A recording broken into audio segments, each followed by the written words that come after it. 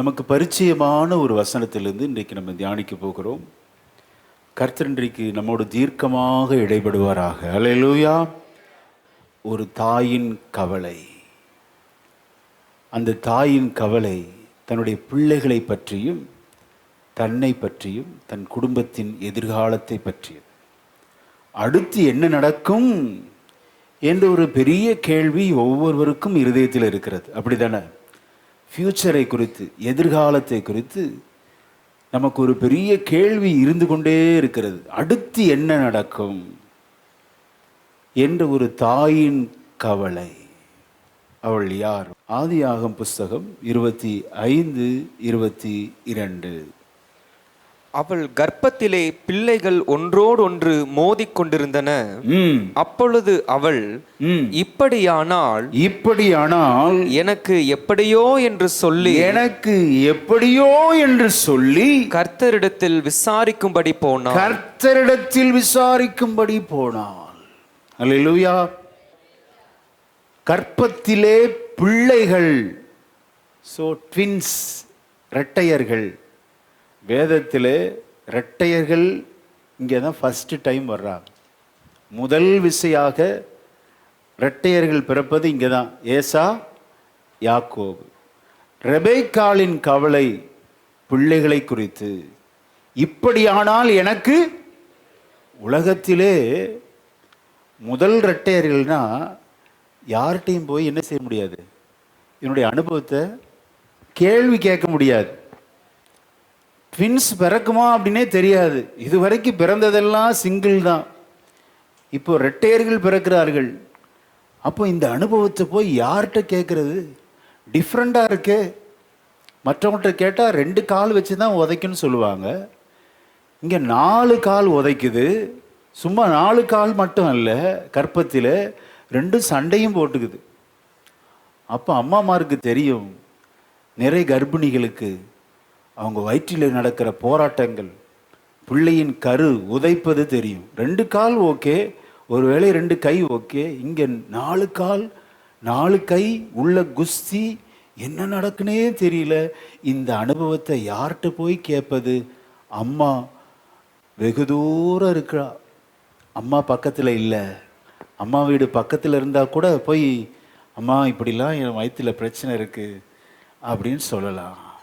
உள்ள ஒரே குஸ்தி, பிள்ளைகளுடைய சண்டையை குறித்து நீங்கள் இந்த நாளிலே சில தாயார் இருதயத்தில் யோசித்து வந்திருக்கலாம். பிள்ளைகளுக்குள்ளே இப்படி சண்டை போடுறாங்களே, என்னுடைய பிள்ளைகள் எதிர்காலம் எப்படி இருக்கும் என்று பல கேள்வியோடு வந்திருக்கிற தாயானவளுக்கு கர்த்தர் இன்றைக்கு பேச விரும்புகிறார். அல்லேலூயா. பிள்ளைகள் ஒருவரோடு ஒருவர் மோதிக்கொண்டார்கள். இப்படியானால் எனக்கு எப்படியோ என்று சொல்லி புருஷன் ஈசாக்கினிடத்தில் விசாரிக்க போகவில்லை. அல்லேலூயா. அந்த வசனம் ரொம்ப கிளியராக சொல்லுது. ரெபெக்காள் கர்த்தரிடத்தில் விசாரிக்கும்படி போனாள். ஆமென். அந்த நாட்களில் ஆசரிப்பு கூடாரம் இல்லை, தேவாலயம் இல்லை. இப்போ இவ எங்கே போய் ஜெபம் பண்ணியிருப்பா? நமக்கு ஒரு பிரச்சனைனா சர்ச்சில் வந்து ஜெபம் பண்ணுறோம், ஆலயத்தில் போய் நேரு முழங்கார் படிக்கிட்டு ஜெபிக்கிறோம். பழைய ஏற்பாட்டில் ஆசரிப்பு கூடாரம் இருந்தது. ஆனால் இவள் காலத்தில் ஆசரிப்பு கூடாரமும் இல்லை, சபையும் இல்லை. இவள் இப்படி ஜெபிக்கிற ஒரு தாயானாள் என்றால் பெரிய ஒரு கேள்விதான். அப்படிதானே? ரெபெக்காக்கு எப்படி இந்த அனுபவம் வந்துச்சு?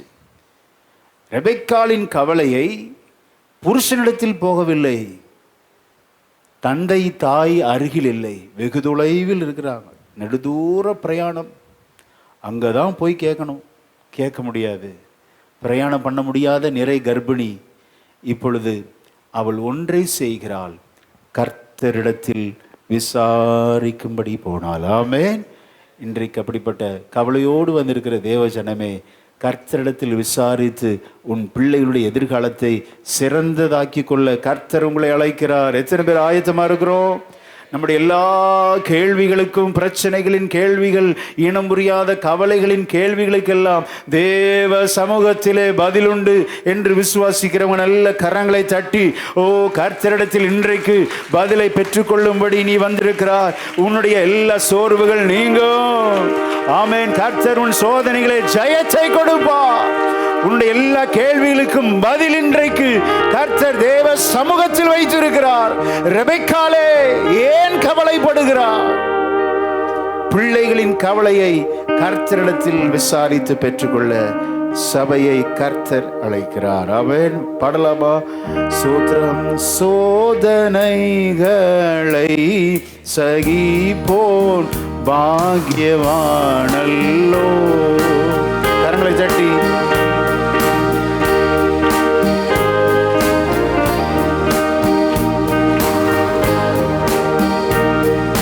ஜீவ கிரீடம் நல்ல சத்தமா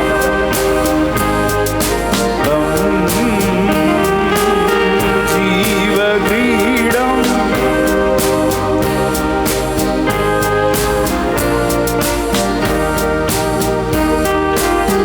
சோர்ந்து போகாதே மனமே,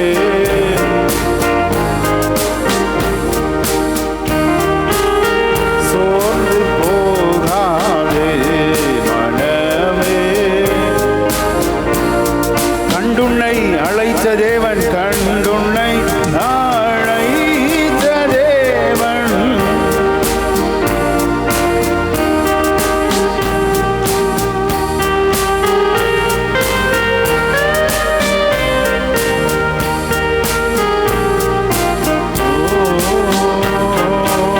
சோர்ந்து போகாதே.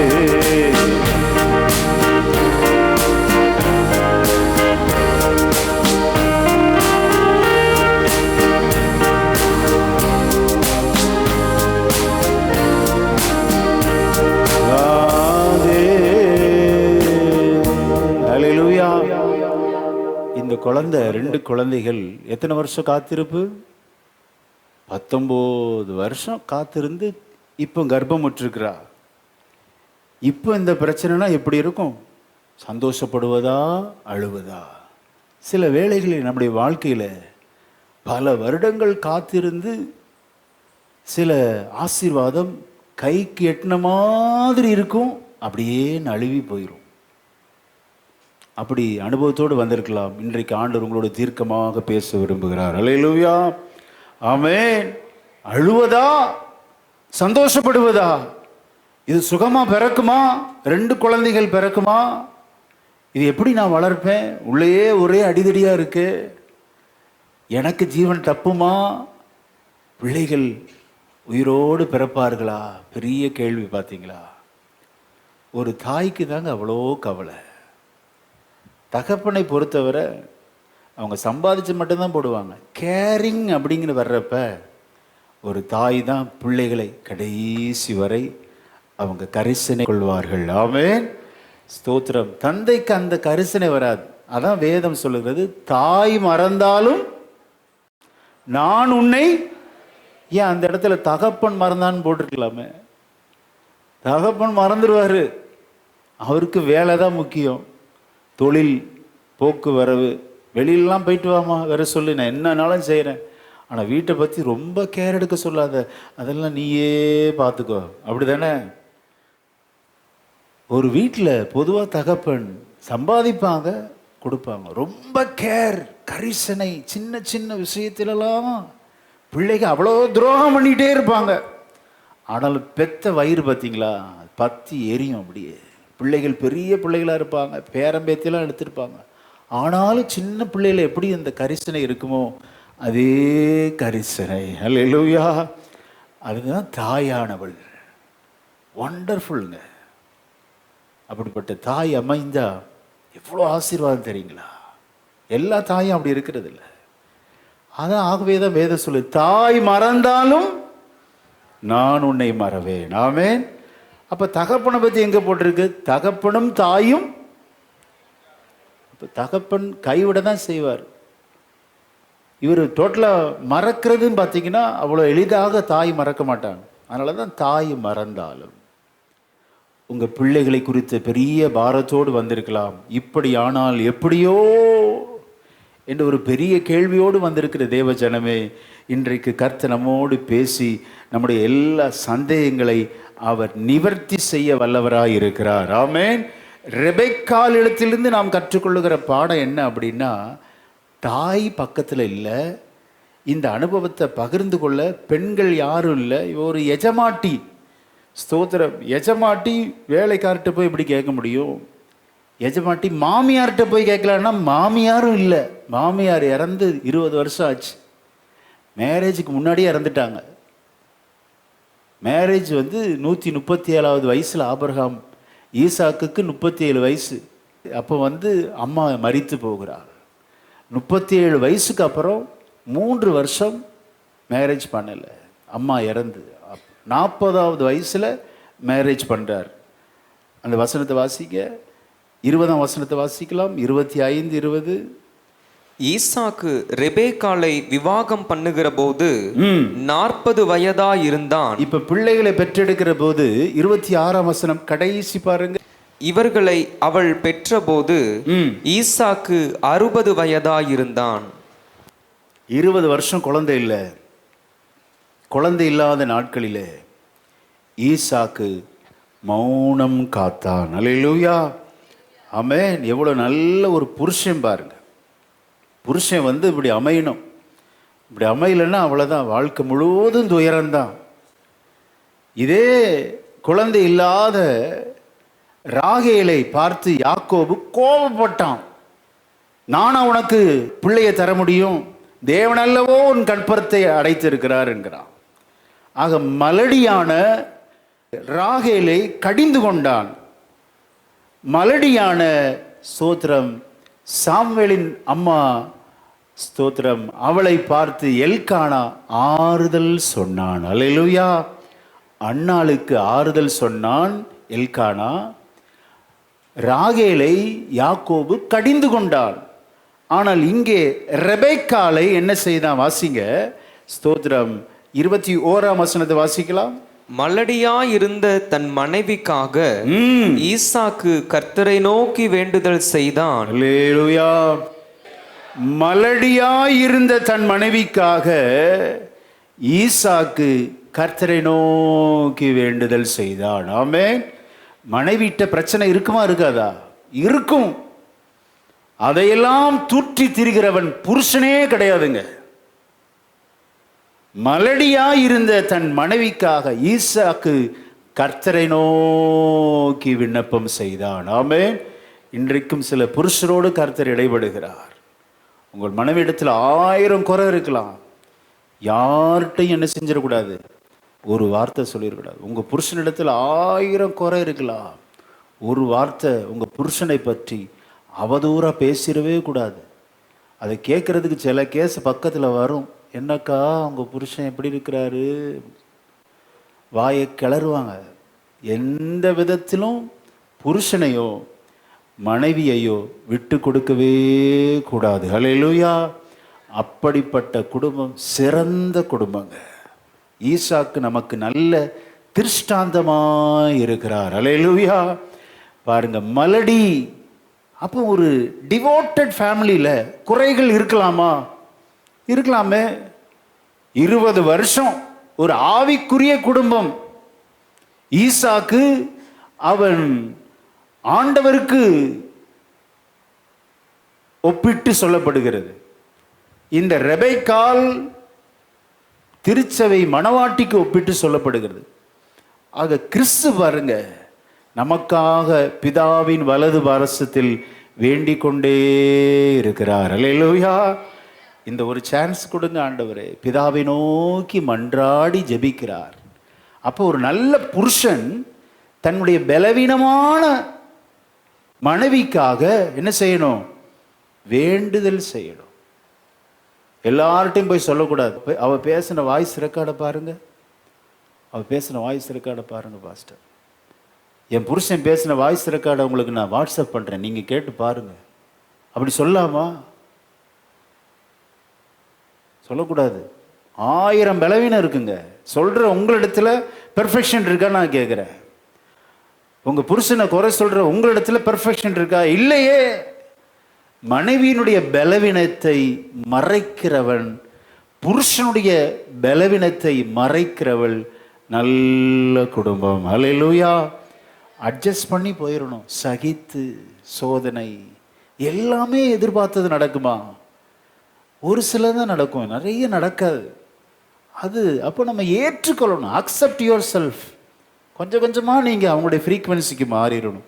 நீங்கள் கொஞ்சம் கொஞ்சமாக புருஷனுடைய அந்த ஃப்ரீக்வன்சிக்கு மாறிட்டீங்கன்னா உங்கள் குடும்பம் ஒரு நல்ல தெய்வீக குடும்பம். அல்லேலூயா. ஈசாக்கு ஜெபிக்கிறவன். ஆமென். அவனுடைய அப்பா ஆபிரகாம் விசுவாசத்தில் வீரன், அம்மா விசுவாசத்தின் தாய். இப்படிப்பட்ட டிவோட்டட் ஃபேமிலி, தெய்வீக குடும்பத்தில் குறை வரலாமா? வரும். அதுதான் வேதம் சொல்லுகிறது. மலடியா இருந்த தன் மனைவிக்காக ஈசாக்கு கர்த்தரை நோக்கி வேண்டினான். அல்லேலூயா. புருஷனுடைய குறைவை தேவனிடத்தில் தெரியப்படுத்து, வேற யார்கிட்டையும் சொல்லக்கூடாது. ஆமென். ஸ்தோத்திரம். ஜெபிக்கிறவங்கன்னு சொல்லி சிலர் சொல்லி அவங்க பார்த்தீங்கன்னா தூற்றி தெரிஞ்சு குடும்பத்தையே ரெண்டாக்கிடுவாங்க. ஜெபிக்கிறவங்களையும் சொல்ல வேண்டாம், கர்த்தரிடத்தில் சொல்லு. ஆமென். பாருங்க, தன்னுடைய பிரச்சனையை புருஷனிடத்தில் கூட சொல்லலை. மலடியாயிருந்த இவள் கர்ப்பவதி ஆனபோது, பிள்ளைகள் ஒன்றோடொன்று மோதிக்கொண்டிருந்த போது கர்த்தரிடத்தில் விசாரிக்கும்படி போனாள். ஆமென். தேவனிடத்தில் நமது கவலையெல்லாம் சொல்லுவோம். நம்முடைய பிரச்சனைகள், நம்முடைய போராட்டங்கள், நம்முடைய வேதனைகள், நம்முடைய தோல்விகள், நமது பயங்கள், நமது கவலைகள், எல்லா பாரத்தையும் இறக்கி வைக்கிற இடம் தேவ சமூகம். ஆமென். கர்த்தரிடத்தில் விசாரிக்க போனாள். இந்த அனுபவம் அவளுக்கு எப்படி கிடைச்சிச்சு? யார் கற்றுக் கொடுத்தா? பிரயாணப்பட்டு வரும்போது எலெயாசார் எல்லாம் சொல்லி கொடுத்துக்கிட்டே வர்றார். என்ன சொல்லி கொடுக்குறாரு? அம்மா, உங்களை எங்கள் எஜமானன் ஈசாக்குக்கு தேடி வந்தப்ப நீங்கள் ஜெபத்தினால் கிடைத்தவர்கள். அல்லேலூயா. ஆமென். அவன் சொல்லியிருப்பான், நீங்கள் குடத்தை தூக்கிட்டு வர்றதுக்கு முன்னாலே நான் ஜெபம் பண்ணேன். என்ன ஜெபம் பண்ணேன்? அந்த வசனத்தை வாசிங்க. முந்தின அதிகாரம் 24ஆம் அதிகாரம் 15ஆம் வசனத்தை வாசிக்க கேட்போம். அவன் இப்படி சொல்லி முடிக்கும் முன்னே இதோ ஆபிரகாமுடைய சகோதரனாகிய நாகோரின் மனைவி மில்காளுடைய குமாரனாயிருக்கிற பெத்துவேலுக்கு பிறந்த ரெபேக்காள் குடத்தை தோள் மேல் வைத்து கொண்டு புறப்பட்டு வந்தாள். நான் ஜெபத்தை சொல்லி முடிக்கும் முன்னே நீங்கள் வந்து விட்டீர்கள். அல்லேலூயா. அப்ப பிரயாணத்துல சொல்லியிருப்பா, கேட்டுட்டே இருந்திருப்பா, ஏன் நான் கட்டிக்க போறவர் எப்படி இருப்பாரு, அவர் எப்படிப்பட்டவர், எங்க மாமனார் எப்படி, எங்க மாமியார் எப்படி, எல்லாம் விசாரிச்சிருப்பா. ஆனா இவன் சொன்னதெல்லாம் எதை சொல்லி கொடுத்திருப்பானா, நீங்க முழுக்க முழுக்க எங்க வீட்டு எஜமானனுக்கு நீங்க மனைவியா வருவது ஒரே ஒரு காரணம், கர்த்தருடைய தயவு. அல்லேலூயா. நீங்கள் ஜெபத்தினால் கிடைக்கப்பட்டவர்கள். உங்களை தெரியாது, உங்க அப்பாவை தெரியாது, உங்க வீட்டை தெரியாது, உங்க வீட்டு முகவரியை தெரியாது. முழுக்க முழுக்க ஜெபத்தினால் கிடைக்கப்பட்டவர்கள் என்று ஜெபத்தையே மேன்மைப்படுத்தி இந்த எலெயாசார் சொல்லியிருக்கலாம். ஆமென். அவன் ஜெபம் பண்ண அந்த ஜெப வரியின் முதல் வரியை பாருங்களேன். ரொம்ப நல்ல அருமையான ஒரு ஜெபத்தை பண்ணியிருக்கிறார் பாருங்க. 12ஆம் வசனத்தை வாசிக்கலாம். என் எஜமானாகிய ஆபிரகாமுக்கு தேவனாயிருக்கிற கர்த்தாவே, கர்த்தாவே, இன்றைக்கு நீர் எனக்கு காரியம் சித்திக்க பண்ணி என் எஜமானாகிய ஆபிரகாமுக்கு தயவு செய்தருளும். அல்லேலூயா. வாயை திறந்தால என்னதான்? எஜமான். என் எஜமான் ஆபிரகாமுக்கு அவருடைய கர்த்தராய் இருக்கிற நீர் அவருக்கு தயவு செய்தருளும். அல்லேலூயா. ஆமென். எவ்வளவு அருமையான வார்த்தை பாருங்க. அவன் ஜெபம் ஆரம்பித்தது முடித்தது எல்லாம் சொல்லியிருப்பான். முழுக்க முழுக்க நீங்கள் ஜெபத்தினால் கிடைக்கப்பட்ட வரன் தான் இது என்று சொல்லி அவருடைய மனநிலையை ஆயத்தப்படுத்திடும். சரி, ரெபெக்கா வந்து இறங்குறப்ப இவள் கட்டிக்க போறவர் எப்படி இருந்தாரு? அவரும் பார்த்தீங்கன்னா முழுக்க முழுக்க டிவோட்டட், பயங்கர தெய்வீக ஒரு பர்சன். இவள் இறங்குற அந்த நேரம் பாருங்க. 61ஆம் வசனத்தை வாசிங்க. அப்பொழுது ரெபேக்காலும் அவள் வேலைக்காரிகளும் எழுந்து ஒட்டகங்கள் மேல் ஏறி அந்த மனிதனோட கூட போனார்கள். ஊழியக்காரன் ரெபேக்காளை அழைத்து கொண்டு போனான். ஊழியக்காரன் இந்த எலெயாசார் கூட்டிட்டு போறப்ப வருங்கால புருஷன் என்ன நிலையில் இருக்கிறார் பாருங்க. 63ஆம் வசனத்தை வாசிக்கலாம். ஈசாக்கு சாயங்கால வேளையிலே தியானம் பண்ண வெளியிலே போயிருந்து தன் கண்களை ஏறெடுத்து பார்த்தபோது ஒட்டகங்கள் வர கண்டான். ரெபேக்காலும் தன் கண்களை ஏறெடுத்து ஈசாக்கை கண்டபோது, ரெண்டு பேரும் ஒருவர் பார்க்கும்போது இந்த ஈசாக்கு தியான வேளையிலே இருந்தான். அல்லேலூயா. இவள் ஒன்றை புரிந்து கொண்டாள். முழுக்க முழுக்க நல்ல செபிக்கிற குடும்பம், ஆசீர்வதிக்கப்பட்ட குடும்பம். ஆமென். அப்படி ஆசீர்வதிக்கப்பட்ட குடும்பத்தில் குறை இருக்கலாமா? கண்டிப்பா குறை வரும் என்பதை தான் 20 வருஷம் 19 வருஷம் மலடியா இருந்த இவளுக்கும் இப்பொழுது ஈசாக்கு ஜெபித்து கொண்டே இருக்கிறார். அல்லேலூயா. ஆமென். பாத்தீங்களா? அப்ப ஜெபிக்கிற குடும்பத்துல குறை வரும். சோர்ந்து போகாதீங்க, தைரியமா இருங்க. கர்த்தர் நமது ஜெபத்தை கேட்டு பெரிய காரியங்களை கர்த்தர் செய்வார். அல்லேலூயா. நமது ஜெபத்திற்கெல்லாம் பதில் உண்டு. விசுவாசிக்கிறீங்களா? அல்லேலூயா. ஸ்தோத்திரம். ஆக இந்த பெருக்கத்தை கர்த்தர் தருகிறவர். மலடியா இருந்தவள் இப்பொழுது கர்ப்பமுற்று அவள் பிள்ளை தாய்ச்சியாக்கி அவளை மகிழ பண்ணுகிறார். இப்பொழுது அவளுக்கு ஒரு பெரிய கேள்வி, இது நல்ல முழுமையான ஆசீர்வாதம் கிடைக்குமா? கண்டிப்பா கிடைக்கும். ஆமென். ஏனென்றால் கர்த்தர் ஆபிரகாமுக்கு நல்ல வாக்குத்தத்தங்களை கொடுத்தார். என்ன வாக்குத்தத்தம்? ஆதியாகமம் 12:1-2. கர்த்தர் ஆபிராமை நோக்கி, நீ உன் தேசத்தையும் உன் இனத்தையும் உன் தகப்பனுடைய வீட்டையும் விட்டு புறப்பட்டு நான் உனக்கு காண்பிக்கும் தேசத்துக்கு போ. நான் உன்னை பெரிய ஜாதியாக்கி உன்னை ஆசீர்வதித்து உன் பேரை பெருமைப்படுத்துவே. நீ ஆசீர்வாதமாயிருப்பாய். அல்லேலூயா. இப்படிப்பட்ட ஆசீர்வாதங்களை என்னுடைய மாமனாருக்கு கர்த்தர் கொடுத்திருக்கிறாரு, என்னுடைய வீட்டுக்காரருக்கு கர்த்தர் கொடுத்திருக்கிறாரு. அப்போ இந்த குழந்தை முழுமையாக பிறக்குமா என்ற ஒரு பெரிய கேள்வி அவனுக்கு. ரெபெக்காளுக்கு அப்படிப்பட்ட ஒரு கேள்வி. வாக்கு தத்தம் பண்ணினவர் வாக்கு மாறாத தேவன். அல்லேலூயா. அவர் வாக்கு தத்தத்தை அப்படியே நிறைவேற்றுவார். இன்றைக்கும் சில கேள்வியோடு வந்திருக்கிறீங்க. என்னுடைய பிள்ளைகளுடைய வாழ்விலே முழுமையான ஆசீர்வாதங்கள் கிடைக்குமா? நடக்கிற சூழ்நிலையெல்லாம் பார்த்தா ஒரே யுத்தமா இருக்குது. எல்லாம் விலைவாசி உயரும்னு சொல்றாங்களே, ஒரே சண்டை, நாடுகளுக்குள் சண்டை, குடும்பத்திற்குள் சண்டை, வேலை பார்க்கிற இடத்திலும் சண்டை. எனக்கு அற்புதங்கள் நடக்குமா? எனக்கு வாக்குத்தத்தங்கள் நிறைவேறுமா? இதுதான் உங்களுடைய கேள்வி. இன்றைக்கு ஆண்டவர் பேசுகிறார். உங்களை கர்த்தர் பெரிய ஜாதி ஆக்குவேன்னு சொன்னா அது அப்படியே நடக்கும். ஹல்லேலூயா. உன்னை ஆசீர்வதிப்பேன்னு சொன்னா அது அப்படியே நடக்கும். விசுவாசிக்கிறீங்களா? உன் பேரை பெருமைப்படுத்துவேன் என்று சொன்னால் அது அப்படியே நடக்கும். நீ ஆசீர்வாதமாய் இருப்பாய். உன்னை ஆசீர்வதிக்கிறவர்களை கர்த்தர் ஆசீர்வதிப்பார், உன்னை சபிக்கிறவர்களை கர்த்தர் சபிப்பார். பூமியில் உள்ள வம்சங்கள் எல்லாம் உனக்குள் உன் சந்ததிக்குள் ஆசீர்வதிக்கப்படும். ஹல்லேலூயா. கர்த்தர் வாக்கு பண்ணினது அது மாறாது, அது நடக்கும். ஆமென். சோத்திரம். நான் உனக்கு சொன்னதை செய்யும் அளவும் உன்னை கைவிடவே மாட்டேன். ஹல்லேலூயா. சூழ்நிலையை பார்த்தா எப்படிங்க பாடுறது, எப்படி விசுவாசிக்கிறது? சூழ்நிலையெல்லாம் நீங்க சொல்றதுக்கும் எனக்கும் சம்பந்தமே இல்லை. எல்லாம் எதிராக இருக்கு, ஒரே சண்டையா இருக்கு. வீட்டில் சண்டை, வேலை பார்க்கிற இடத்துல சண்டை, குடும்பத்தில் சமாதானம் இல்லை என்று வந்திருக்கிற தேவ ஜனத்தோடு கர்த்தர் பேசுகிறார். கர்த்தர் உனக்கு சொன்னதை கண்டிப்பா செய்வார். ஆமென். அவர் சொன்னதை செய்வார். செய்வதை சொல்வார். ஆமென். கைவிடவே மாட்டார். சோர்ந்து போகாதீங்க.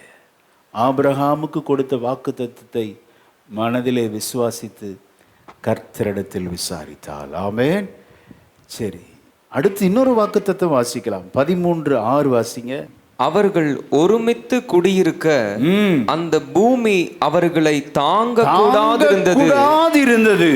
அவர்களுடைய ஆஸ்தி மிகுதியாயிருந்தபடியால் அவர்கள் ஒருமித்து வாசம் பண்ண ஏதுவில்லாமற் போயிற்று. அல்லேலூயா. இப்படி நம்மை ஆசீர்வதிப்பாரா? கட்டாயம் நம்மை ஆசீர்வதிப்பார். ஆமென். நம்ம விரும்பணும். சில விரும்புறதே கிடையாது. இத்தனை வருஷம் ஓட்டிட்டேன் பாஸ்டர், இனி இப்படியே கிழிஞ்ச செருப்பு இதே வச்சு ஓட்டுறேன் அப்படின்னு நினைக்காதீங்க. விரும்பணும். அதுக்காக பேராசைப்பட்டுறக்கூடாது.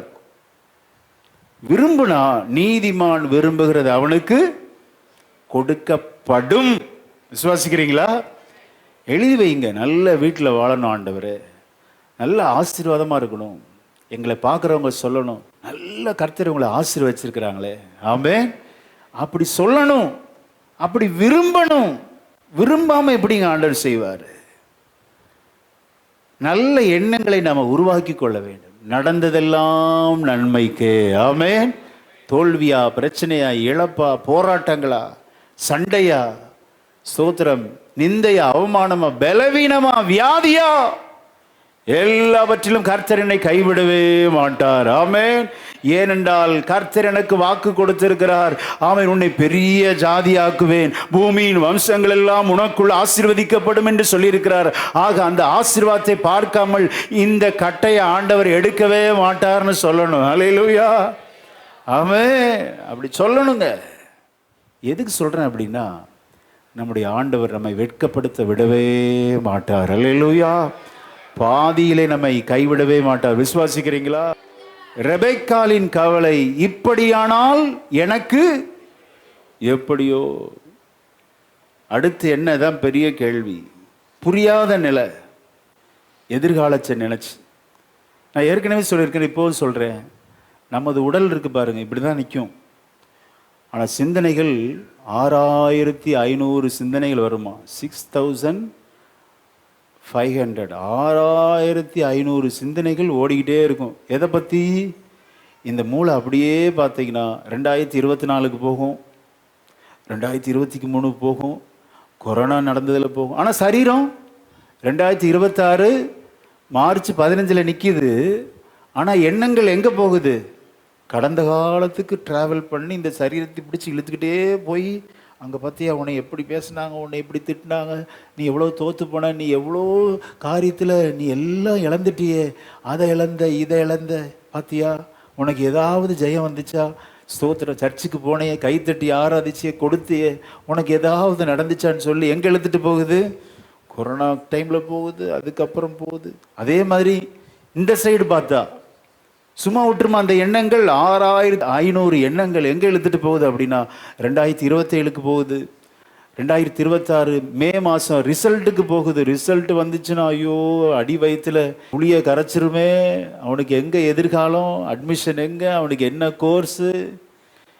இப்போ இருக்கிறது மார்ச் 15 தானே, ஏன் இவ்வளோ கவலைப்படுறீங்க? ஆமென். கர்த்தர் அதின் காலத்தில் நேர்த்தியாய் நம்மை நடத்துவார். விசுவாசிக்கிறீங்களா? ஆமென். ரெபெக்காளின் கவலையை மாற்றினவர் உங்க கவலையை மாற்ற இங்கே கர்த்தர் வந்திருக்கிறார். நல்ல கரங்களை தட்டி கர்த்தருக்கு மகிமை செலுத்துவோம். ஹல்லேலூயா. ஆமென். எதிர்கால கவலை எல்லாம் கர்த்தர் மேல வைத்துவிட்டு கர்த்தரையே நோக்கி பயணம் பண்ணு. கர்த்தர் எல்லாம் பார்த்து கொள்வார். ஹல்லேலூயா. உன்னுடைய தொழிலை கர்த்தர் பார்த்து கொள்வார். உன் பலவீனத்தை கர்த்தர் மாற்றுவார். ஆமென். விசுவாசிக்கணுங்க. ரொம்ப தெய்வீகமான குடும்பத்தில் பிரச்சனைகள் வரும். ஆண்டவருக்குள்ளே இருக்கிறப்ப, நல்ல ஜெபிக்கிறப்ப, உண்மையும் உத்தவமாய் ஜீவனம் பண்ணும்போது, வம்பு சண்டைக்கெல்லாம் போகாமல், ஸ்தோத்திரம், நல்ல வார்த்தைகளை பேசுகிற நம்முடைய குடும்பத்தில் பிரச்சனைகள் வருமா? வரும். அதில் நீங்கள் பொறுமையோடு காத்திருக்க வேண்டும். அல்லேலூயா. என்ன செய்ய? எல்லாம் சகிச்சுக்கணுங்க. ஒரு வசனத்தை வாசிக்கல, ரொம்ப ஆறுதலான, நாம் எப்படி இந்த வாழ்க்கையை வாழ வேண்டும் என்ற ஒரு வார்த்தை. ரோமர் 5ஆம் அதிகாரம் 3ஆம் வசனத்தை வாசிக்கலாம். அது மாத்திரமல்ல, உபத்திரவம் பொறுமையையும், பொறுமை பரீட்சையையும், பரீட்சை நம்பிக்கையையும் உண்டாக்குகிறதென்று நாங்கள் அறிந்து உபத்திரவங்களிலேயும் மேன்மை பாராட்டுகிறோம். மேலும் நமக்கு அருளப்பட்ட பரிசுத்த ஆவியினாலே தேவ அன்பு நம்முடைய இருதயங்களில் ஊற்றப்பட்டிருக்கிறபடியால் அந்த நம்பிக்கை நம்மை வெட்கப்படுத்தாது. அல்லேலூயா. நம்மை வெட்கப்படுத்த கர்த்தர் விடவே மாட்டார். ஆமென். அவமானப்பட்டு போய் விடுவோமோ, தலை குனிந்து விடுவோமோ, இதுதான் பெரிய கவலைங்க நமக்கு. அப்படித்தானே? எவ்வளோ பேர் நம்மளை பார்க்குறாங்க. நம்ம பிஸ்னஸ் செய்கிற இடத்துல, வேலை பார்க்குற இடத்துல நம்ம அவமானப்பட்டுருவோமா? நம்மளை அநேகர் பழி சொல்லா மாற்றிடுவாங்களா? நம்மளை கேலி கிண்டலுக்குள்ளாக ஆகிருவோமோ? அதான் பெரிய கவலை. மற்றவர்களை நினச்சி தான் கவலை. நான் அடிக்கடி சொல்லுவேன், கூட்டி கழித்து பார்த்தா நம்மளை நல்ல கர்த்தர் ப்ளஸ் பண்ணி தான் வச்சுருப்பார். ஒரு குறைவு இருக்காதுங்க. இந்த பலவீனம் வந்தப்போ தான் நினச்சேன், ஆண்டவரே எந்த ஆசீர்வாதம் வேண்டாம், என்னோட சரீரத்தில் பலன் மட்டும் தாங்க. ஹல்லேலூயா. நமக்கு சிறந்த பிளஸ்ஸிங்னா இந்த சரீரத்தில் பலன். ஆமென். என்னை பலப்படுத்துகிற கிறிஸ்துவினால எல்லாவற்றையும் செய்ய எனக்கு. ஆமென். உன் பலவீனத்தில் என் பலன். பலவீனப்பட்டாலும் பயப்படாதீங்க. அந்த நேரத்தில் தான் கர்த்தருடைய பலத்த கரம் நம்மை நிரப்பி நம்மை பலப்படுத்தி தொடர்ந்து ஓடு, நீ போக வேண்டிய தூரம் இன்னும் வெகு தூரம். உன்னை கொண்டு அநேக காரியங்களை செய்ய போகிறேன். உன்னோட கூட இருக்கிற ஜனங்கள் அதை காண்பார்கள். உன்னோட கூர்ந்து நான் செய்யும் காரியம் பயங்கரமாயிருக்கும். நல்ல கரங்களை தட்டி, உன் பலவீனத்தில் கர்த்தர் உன்னை பலப்படுத்துதான். பலவீனங்களை அனுமதிச்சிருக்கிறார். உன் பலவீனத்தை குறித்து பயப்படாதே, உன் வியாதியை குறித்து சோர்ந்து போகாதே. கர்த்தர் உன்னை பலப்படுத்தும் இந்த பலவீனங்களை அனுமதித்திருக்கிறார். அல்லேலூயா. பலவீனம் வந்தா சோர்ந்து போகாதீங்க. இன்னும் ஒரு புதிய உத்வேகத்தை கர்த்தர் தர வல்லவராய் இருக்கிறார். ஆமென். சபைக்கு நம்மை ஆண்டவர் உயிருள்ள சாட்சியா நிறுத்துவாருங்க. பயப்படாதீங்க. பலவீனத்துல தான் கர்த்தர் தன்னுடைய பலத்தை தருவேங்கிறார். பலனாய் இருக்கும் போது கர்த்தருடைய பலன் கிடைக்காது. பலவீனமாய் இருக்கும் போதுதான் என்னுடைய பலத்தை நான் உனக்கு தருவேன். என்ன பலன் அது? கிருபை. ஹல்லேலூயா. என் கிருபை உனக்கு போதும். பலவீனத்தில் அது பூரணமான கிருபை. பயப்படாதீங்க, சோர்ந்து போகாதீங்க. கர்த்தர் எல்லாம் ஒரு நொடி பொழுதிலே, ஒரு க்ஷண பொழுதிலே மாற்றுவார். சோர்ந்து போகக்கூடாது. பலவீனத்தில் கர்த்தருடைய பலன் விளங்கும். ஆமென். இவள் யோசிக்கிறாள், இப்படியானால் எனக்கு எப்படியோ. இந்த பயம் வந்துச்சுன்னா, நான் சொல்லியிருக்கேன் ஏற்கனவே, 530 பயம்,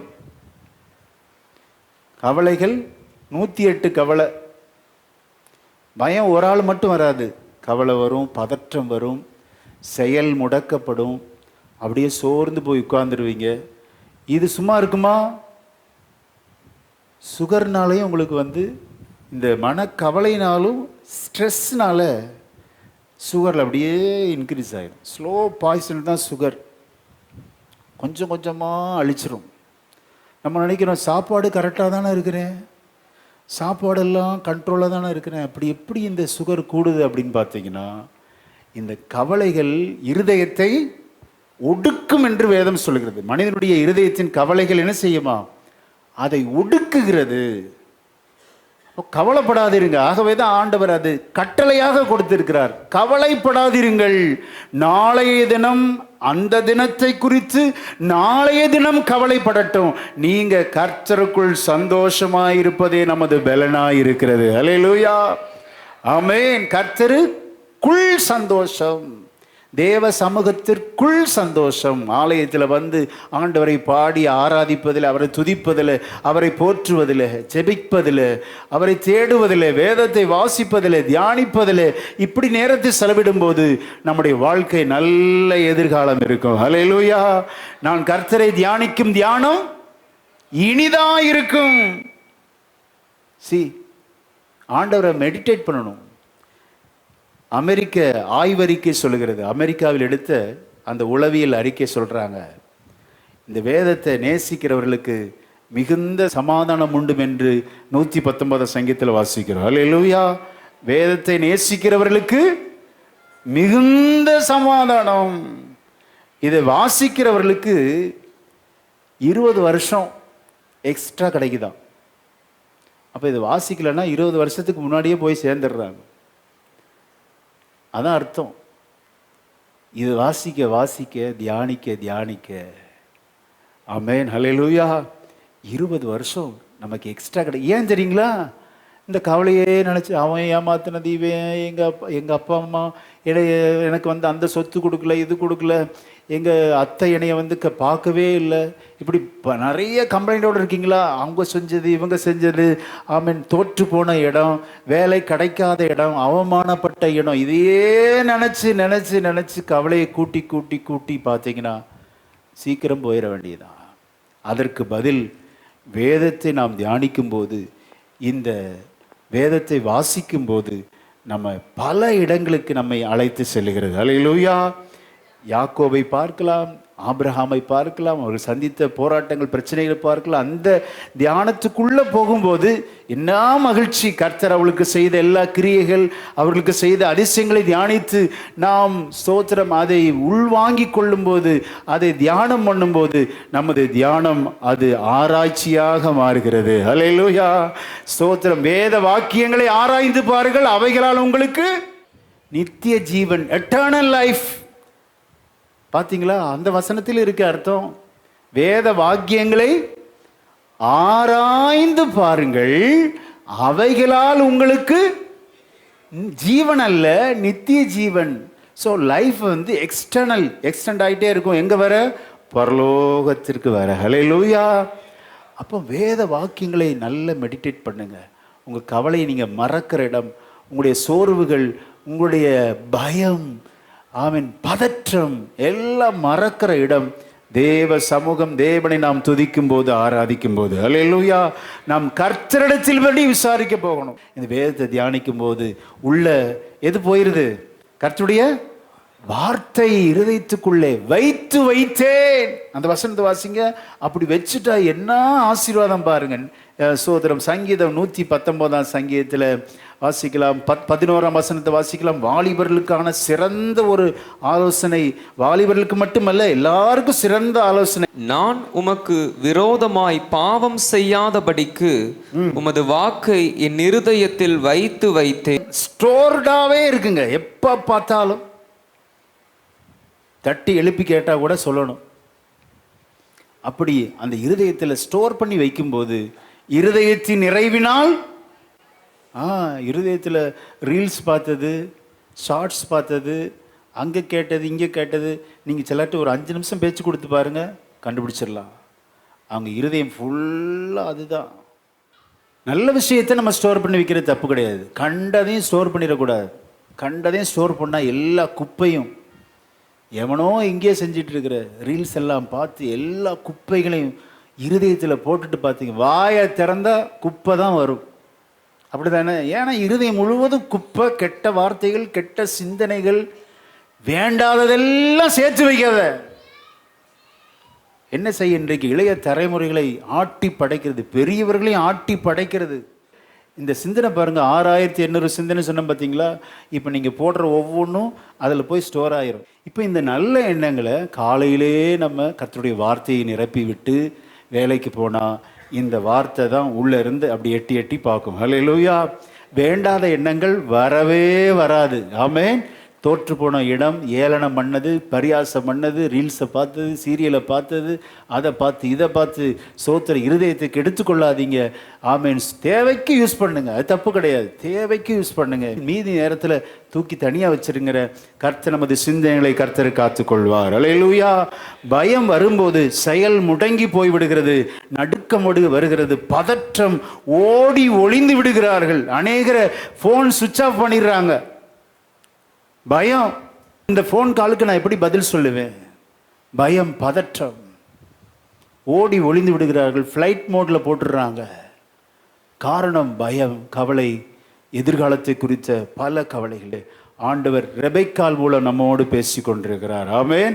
ரெபெக்காள் மாமனாரை பார்க்கிறாள், மாமனார் பெற்ற வாக்குத்தத்தங்களை பார்க்கிறாள், தன்னுடைய புருஷனுடைய ஜெப வாழ்க்கையை பார்க்கிறாள், தன்னுடைய வேலைக்காரன் நடத்தி வந்த அந்த வேலைக்காரனின் அனுபவத்தை கவனிக்கிறாள். அல்லேலூயா. சாதாரண வேலைக்காரனுக்கு இப்படிப்பட்ட ஒரு நம்பிக்கை இருக்கும்போது ஸ்தோத்திரம், நானும் அந்த நம்பிக்கையை எடுத்துக்கொள்வேன். அல்லேலூயா. ஆமென். அந்த வேலைக்காரனுடைய அவனுடைய சொற்களை இதெல்லாம் கவனிச்சிருப்பா. சும்மா இவ போய் கர்த்தரிடத்தில் விசாரிக்கல. இவள் மாமனார் வீட்டுக்கு வந்ததே ஜெபத்தினால தான் வந்தா. ஆகவே இவள் அவனை போல ஜெபிக்கிறாள் பாருங்க. வாசிக்கலாம் அந்த 24ஆம் அதிகாரத்தின் ஆமென் 48ஆம் வசனத்தை வாசிக்கலாம். தலை குனிந்து கர்த்தரை பணிந்து கொண்டு, நான் என் எஜமானுடைய சகோதரன் குமாரத்தியை அவர் குமாரனுக்கு கொள்ள என்னை நேர்வழியாய் நடத்தி வந்த என் எஜமானாகிய ஆபிரகாமின் தேவனாயிருக்கிற கர்த்தரை ஸ்தோத்தரித்தேன். அல்லேலூயா. என்ன பாசிட்டிவான வேர்டுங்க. நம்ம வாயில இருந்த ஆமா எப்படி இருக்கிறீங்க? இருக்கிறேன். யார் சொல்லுவா? கொஞ்சம் வயசானவங்க, ரொம்ப வயசான, இது எப்படி இருக்கு? ஏதோ போகுதுங்க அப்படிம்பாங்க. அப்படிலாம் சொல்லக்கூடாது இனிமேல். அல்லேலூயா. உங்களை ஒரு உயிரோட வச்சிருக்கிறாருன்னா கர்த்தருக்கு பெரிய நோக்கம் உண்டு. ஆமென். உங்களை நேர்வழியாய் கர்த்தர் நடத்துவார். விசுவாசிக்கிறீங்களா?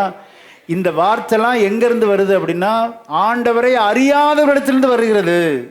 ஆண்டவரை அறிந்த உங்களுடைய என்னுடைய வாயிலிருந்து வருகிற வார்த்தை விசுவாச வார்த்தைகளாய் வர வேண்டும். ஆமென். இந்த எலெயாசார் வாயில பாருங்க, எல்லாம் நல்ல வார்த்தைகள், எல்லாம் பாசிட்டிவ், எல்லாம் நேர்மறையான வார்த்தைகள். என்னை கர்த்தர் நேர்வழியாய் நடத்துவார், என் வாழ்க்கையில ஒரு பிசகு வராது.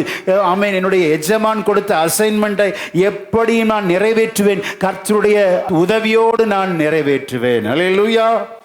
ஜெபம் பண்ணி விசுவாசத்தோடு பொறுமையோடு காத்திருந்து ஆமென் விடாப்பிடியாக உறுதியான விசுவாசத்தோடு நம்பிக்கையோடு ஜெபிக்க வேண்டும். அல்லேலூயா. உங்களை நேர்வழியாய் கர்த்தர் நடத்துவார். இனி வாயை திறந்தா கம்ப்ளைண்ட் பண்ணக்கூடாது. இருக்கிறீங்களா? நல்ல சுகமாய் கர்த்தர் என்னை வைத்திருக்கிறார். சொல்ல முடியுமா? எனக்கு ஒரு குறைவில்லை. ஆமென். அப்படி சொல்லுங்க. இன்னைக்கு ஆண்டவர் உங்களை பார்த்து சொல்றார், உங்களுக்கு ஒரு குறைவில்லை பிரதர். ஆமென். சிஸ்டர், உங்களுக்கு ஒரு குறைவில்லை. உங்களை ராஜாத்தி மாதிரி கர்த்தர் வச்சிருக்கிறார்.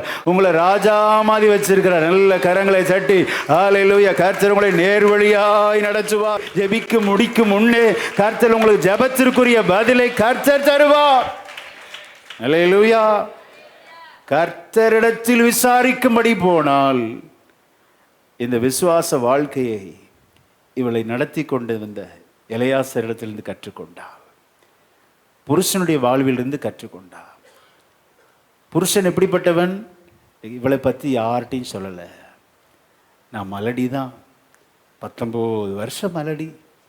எங்கள் அத்தா எனக்காக ஜெபம் பண்ணார். எவ்வளோ நல்ல சாட்சி சொல்லியிருப்பா. இந்த ஈசாக்கை பற்றி பார்த்தீங்கன்னா 6 அதிகாரம் தான் இருக்குது. ரொம்ப பெருசாக கிடையாது. சைலண்டாக இருப்பார். அவர் ரொம்ப ட்ராவல் பண்ணாரா அப்படின்னா ரொம்ப ட்ராவல் பண்ணல.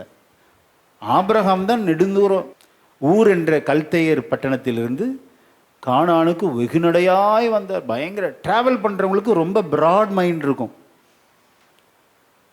இந்த குண்டு சட்டிலேயே குதிரை ஓட்டுவாங்க பாருங்க. வீட்டுக்குள்ளே இருந்துட்டு வெளியில் போகவே மாட்டாங்க, யார்கிட்டையும் பேச மாட்டாங்க, பேசுகிறதே அவங்களுக்கு பிடிக்காது. அப்படிப்பட்டவங்க ரொம்ப குறுகின மனமாக இருப்பாங்க. ஏன்னா யார்கிட்டையும் பழகலை. பார்த்தீங்களா? பேச்சுவார்த்தை இல்லை, வெளியில் என்ன நடக்குன்னு தெரியாது, வெளி உலகமே தெரியாது. அப்படிப்பட்டவங்க ரொம்ப குறுகிய மனதுடையவர்களாக இருப்பாங்க. இந்த ஈசாக்கு பெரிய பிரயாணம் பண்ணலை, யார்கிட்டையும் வம்பு சண்டைக்கெல்லாம் போகவில்லை. அப்பாட்டிருந்து நிறைய விஷயம் கற்றுக்கிட்டார். அப்பா சொல்லி கொடுத்துருப்பாரு. என்ன சொல்லி கொடுத்துருப்பாரு? உங்கள் அம்மாவுக்கும் குழந்தை இல்லாமல் இருந்துச்சுப்பா, 25 வருஷம் நான் கஷ்டப்பட்டேன். ஆனால் நாங்கள் ஒரு தப்பு பண்ணிட்டோம். எகிப்துக்கு போய் பஞ்ச காலத்தில் நான் ஒரு தப்பு பண்ணிட்டேன், நீ அந்த தப்பு செஞ்சிடாத. ஈசாக்குக்கும் ஒரு பஞ்சம் வந்துச்சு. ஆண்டவர் சொல்லார், உங்கள் அப்பா செஞ்ச தப்பை செய்யாதங்கிறார். செய்யலை. அவ்வளோ ஒபீடியன்ட்னா அப்படிப்பட்ட ஒபீடியன்ட் கீழ்ப்படிதலுள்ள மகன் ஈசாக்கு. நமக்கு எல்லாருக்கும் தெரியும், அப்படி தானே? மோரியா மலையில் பலி செலுத்த போகும்போது, அப்பா விறகு இருக்கு, அந்த எரிபந்தம் இருக்கு, ஆடு எங்கன்னு கேட்குறாரு. எவ்வளோ கீழ்ப்படிதல், கையெல்லாம் கட்டுறப்ப ஒன்றும் சொல்லலை. அத்தனை ஒபீடியன்னா அவ்வளோ ஒபீடியன் ஈசாக்கு. அப்பாட்டிருந்து எல்லாம் கற்றுக்கிட்டார். அப்பா செஞ்ச தவிர இவர் செய்யலை. அப்பா என்ன தவிர செஞ்சார்? குழந்தை இல்லாதப்ப ஆகாரை சேர்த்து கொண்டார். இவர் அந்த தப்பை செய்யலை.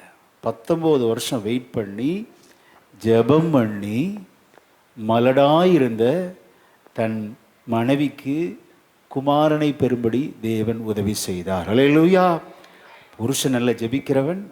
ஆகவே மனைவி பார்த்தீங்கன்னா எல்லாத்தையும் மீறிட்டா. கர்த்தரிடத்தில் விசாரிக்க போகிறாள். கர்த்தர் பேசுவாரா பேச மாட்டாரா? கண்டிப்பா பேசுவார். அடுத்த வசனத்தை வாசிக்கலாம். ஆதியாகமம் 25:23. 2 ஜாதிகள் உன் கர்ப்பத்தில் உண்டாயிருக்கிறது, 2 வித ஜனங்கள் உன் வயிற்றிலிருந்து பிரியும். அவர்களில் ஒரு ஜனத்தார் மற்ற ஜனத்தாரை பார்க்கிலும் பலத்திருப்பார்கள், மூத்தவன் இளையவனை சேவிப்பான் என்றார். அல்லேலூயா.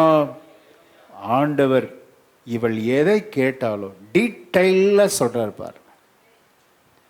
கருவில் இருக்கிற அந்த ஸ்கேன் ரிப்போர்ட் அவ்வளோ தரமாட்டாங்க. இங்கே பாருங்க, டீட்டெயில்டாக சொல்கிறார் ஆண்டவர்.